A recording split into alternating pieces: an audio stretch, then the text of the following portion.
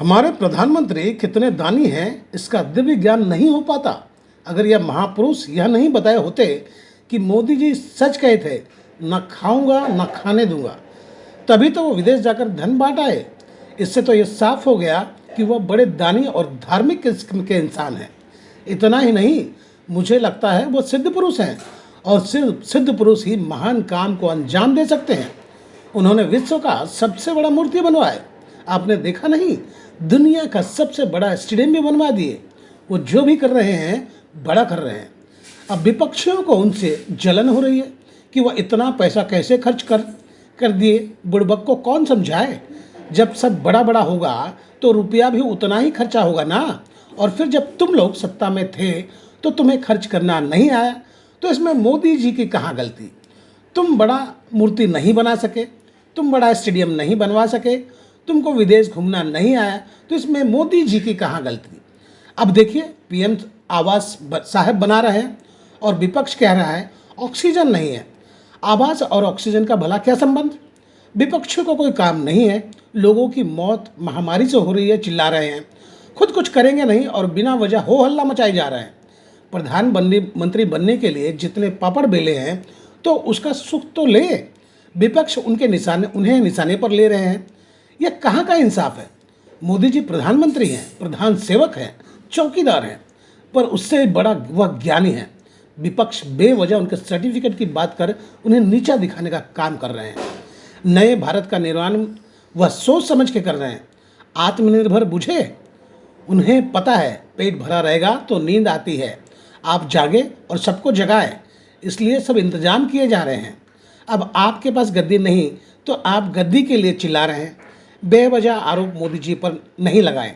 देखना, 5 trillion economy जब तक नहीं बनेगा वह बनाने का प्रयास करते रहेंगे। विश्वगुरु भारत को बनाकर ही छोड़ेंगे। इसी बात की चिंता विरोधियों को हो रही है।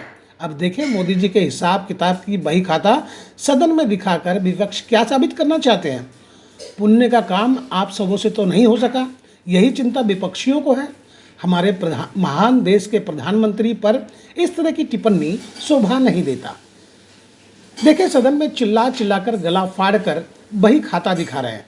अच्छा नहीं लगता है प्रधानमंत्री के विषय में कोई गलत बात करे। अरे वो रुपया खर्चा नहीं करेंगे तो क्या आप करेंगे? देखें इस महाशय को कैसे चिल्ला चिल्लाकर मोदी साहब का हिसाब किताब का बही खाता दिखा रहे हैं। अरे भाई, वो प्रधानमंत्री ठहरे, अब आपको कौन बताए ये बात?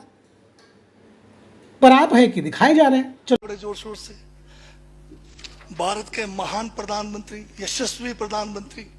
अब मैं ये पूछना चाहता हूं, भूटान को 10,000 करोड़, मंगोलिया को 70,000 करोड़, बांग्लादेश को 15,000 करोड़, मॉरिशस को 5,000 करोड़, नेपाल और अफ्रीका के देशों को 39 अरब करोड़, सरदार स्टैच्यू को 3,000 करोड़, उद्योगपतियों का ऋण माफ करने के लिए 5,55,000 करोड़, मोदी की विदेश यात्राओं पर 25,000 करोड़ और बीजेपी का मुख्यालय का 350 करोड़, मोदी और बीजेपी के विज्ञान पे 5,000 करोड़, मोदी की सुरक्षा में 24 घंटे में 1 करोड़ रुपए दिन का खर्च कर रहे हैं और साल में 591 करोड़ 30 लाख रुपए आप खर्च कर रहे हैं।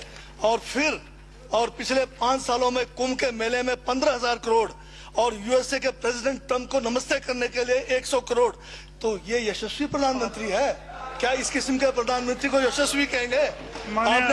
आपने जो है भारत को उच्चतम बेरोजगारी के दर पर पहुंचा दिया है।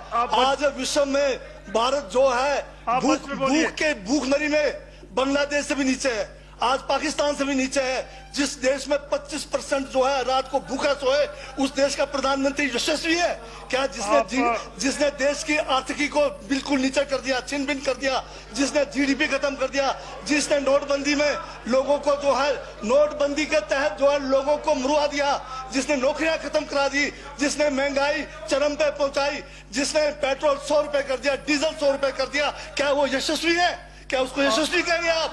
यशस्वी प्रधानमंत्री है आपका, जिसने भारत के सैनिकों को शहीदों की संख्या पिछले 30 सालों में सबसे ज्यादा है। क्या ये यशस्वी प्रधानमंत्री है?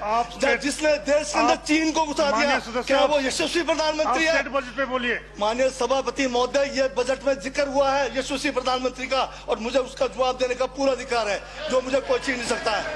ये क्या यशस्वी कहेंगे इसको आप? बहुत यशस्वी हैं।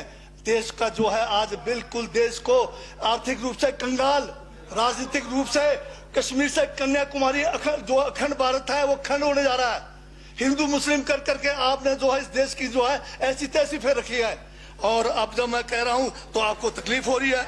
आप बताइए क्या तकलीफ की उसमें है? आप अब ज्यादा अभी लाल किला आपने बेच दिया, रेलवे स्टेशन आपने बेच दिया, एयरपोर्ट आपने बेच दिया, यशस्वी प्रधानमंत्री हैं। कोयले के खदाने आपने बेच दिया, रेलगाड़ी आपने बेच दिया, बंदरगाह आपने बेच दिया, बेकिस्मती जमीनें आपने बेच दी यशस्वी प्रधानमंत्री जी ने। और कहते हैं कि देश बदल रहा है, देश बिक रहा है। महाराज ये कहिए देश बिक रहा है। LIC तैयार है बेचने के लिए, IDB भी तैयार है, ये जो एयर इंडिया तैयार रखा हुआ है, BSNL बेचने वाले हैं, ONGC बेचने वाले हैं। छोड़ने वाले क्या? आखिर में ये देश को भी बेच के चले जाएंगे। क्या है उनका? एक झोला है, झोला लेके चल पड़ेंगे। ये है आपका यशस्वी प्रधानमंत्री। ये यशस्वी प्रधानमंत्री है। दाढ़ी बढ़ाने से टैगोर नहीं बन जाते। टैगोर के गुण लाने के लिए दोबारा जन्म लेंगे 100 बार तब भी नहीं आएगा। हाँ, दाढ़ी बदल के और मेकअप करा के 15-15 लाख के, उससे कुछ होने वाला नहीं है आपका ना, बिल्कुल। और जो जहर आप लोगों ने जो है इतने सालों में इस देश के अंदर जो है आपने जो इस देश में बीजा है, उससे वो जो है ये बजट पे ही है। Sir, speaker sir, speaker sir, speaker sir, यशस्वी प्रधानमंत्री जी का जिक्र बजट में आया है, इसलिए मुझे भी जवाब देना पड़ा है। और मैं यहाँ ये कह के इस बात को समाप्त कर देना चाहता हूँ। बर्बाद गुलदस्ता करने को तो एक उल्लू काफी था। हर शाख पर उल्लू बैठा है, अंजामे गुलिस्तान का क्या होगा?